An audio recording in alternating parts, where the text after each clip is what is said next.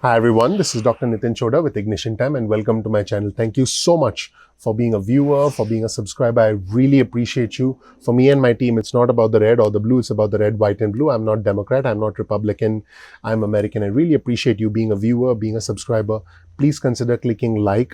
Please subscribe to our channel so you can get instant updates and breaking news that's balanced news that's important for your financial future and for the future of our country. So I would really appreciate it if you're not a member of our community yet.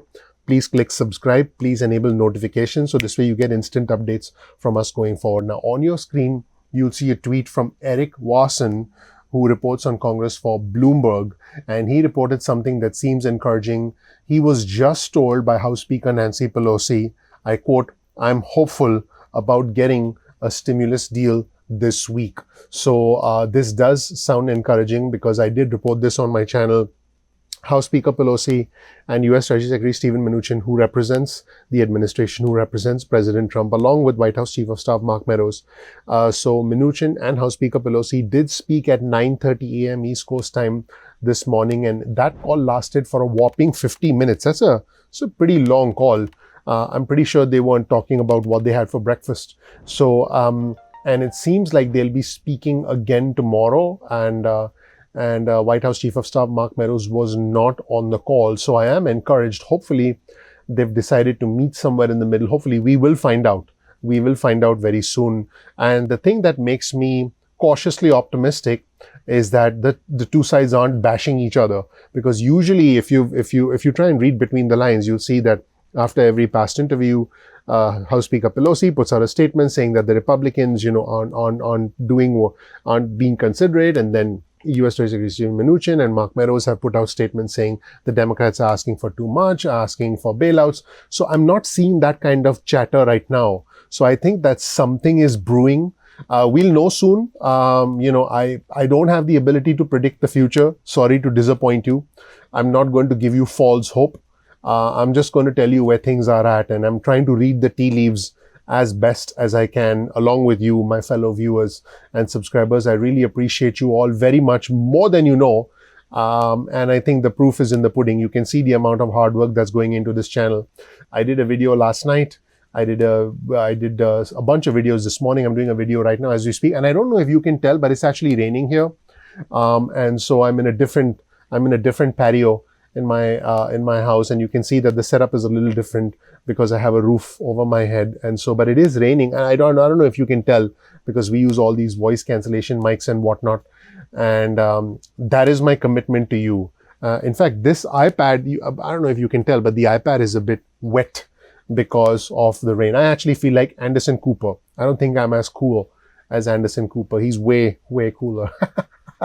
So let's just jump right in. I'll tell you exactly where the stimulus negotiations stand right now at this moment. Exactly where the stimulus negotiations stand right now. House Democrats have proposed a $2.2 trillion bill. It includes a lot of things that the Republicans are not likely to go for. The administration has said, in fact, specifically President Trump has pushed for higher numbers and has indicated through White House Chief of Staff Mark Meadows that he would be willing to sign something in the $1.5 trillion range. And so if the negotiations fall apart, the House could vote on a bill this week in an effort to create that symbolic meaning, which again does nothing for you and me. I know my viewers and subscribers need cash now. I know that for you, it's about, paying the bills. And we have real world problems as opposed to the problems that politicians have. So House Democrats have released a $2.2 trillion bill. If you want, I can break it down in detail, but I mean, there are bigger games being played here than, nitpicking a $2.2 trillion bill. When I say bigger games, I mean bigger games being played in DC. But if you want me to break it down for you, I will. I just think that we should look at the bigger picture always. It's important always in life to know why something is being done, because that is the bigger picture that's zooming out. But if you want to be nitpicky and, then you can focus on what, I guess, which is, I can do it for you, but let me know in the comment section below. And like I said, they spoke for 50 minutes this morning, and nothing much has happened in the negotiations since August of this year. Now, what was interesting is that the White House economic advisor, Larry Kudlow, everyone's best friend, right? Larry Kudlow. I always smile when I'm quoting Larry Kudlow because I feel Larry Kudlow's kind of out of it.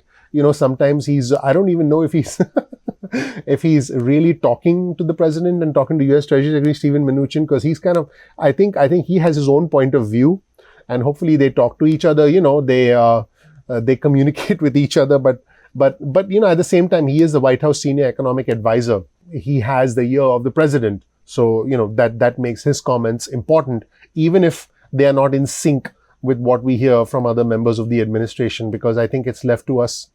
It's left to me as a citizen journalist. It's left to you, my viewers and subscribers and citizens, to try and put the pieces together. That is a situation we find ourselves in. So he was speaking on CNBC this morning, and he said the true cost of the Democrats' bill is more like $2.6 trillion, and about 1/3 of it is related to subjects that Republicans do not believe are strictly tied to the pandemic. Those are the words of Larry Kudlow. He said, I quote, "We have a number of asks that I think both sides would agree with.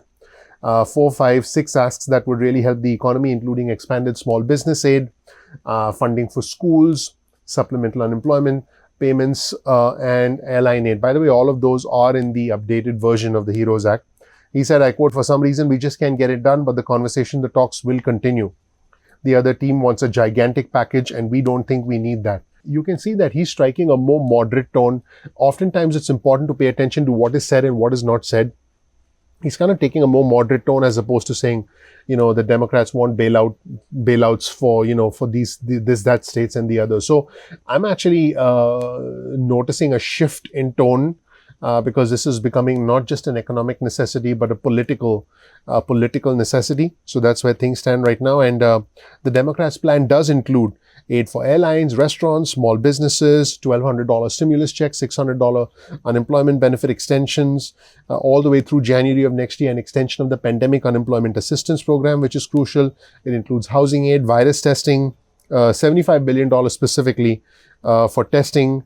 The Democrats did cut spending demands on hazard pay for essential workers, housing assistance, health insurance, and the postal service. So it is interesting where this will go. I believe the bill in its current form is unlikely to go forward unless there's a major shift in the position of the administration and the Republicans. And right now, we'll find out what happens in the next 24 hours. I think I would have measured expectations, because it still seems like both sides will need to budge a little. But I do see the tone softening from the Republicans and from the Democrats. I don't see them sort of lashing out to each other and essentially criticizing each other. So let me know what you think. My name is Dr. Nitin Chhoda with Ignition Time. Thank you so much for watching. I really, really appreciate you. If you don't know anything about me, check out my video. I have the fortune, the honor, the privilege of living the American dream. We release videos at 2 p.m. East Coast time most days of the week. If you want to get on our SMS list, get your cell phone out, send a text message with the word ignition or with the word time to 70,000. That's 70000. And, send us a text. You'll get on our SMS list. You can also get on our email list. Go to ignitiontime.com/alerts. That's /alerts. And then you can get added to our email list. You can opt out of the SMS list or the email list at any point in time that you want. Follow us on Instagram. Our Instagram handle is ignition_time. Exclusive content is released regularly for our Instagram followers. Follow us on Twitter. Our Twitter handle is also ignition_time. You'll get real breaking news alerts on Twitter. And make sure that you bookmark youtube.com/ignition time. That's youtube.com/ignition time. This way you're not dependent on alerts from YouTube. You can visit our channel and watch our videos at any point in time that you want. Once again, we release videos at 2 p.m. East Coast time most days of the week. Please make sure you click like, please subscribe, please enable notifications. This way, this way you can get notifications. Please click like, because it really it's your vote of confidence in us and all the hard work that we put in. It really helps out the YouTube algorithm as well. So please subscribe. I'm looking forward to seeing you in the next episode of Ignition Time. Thanks. Bye.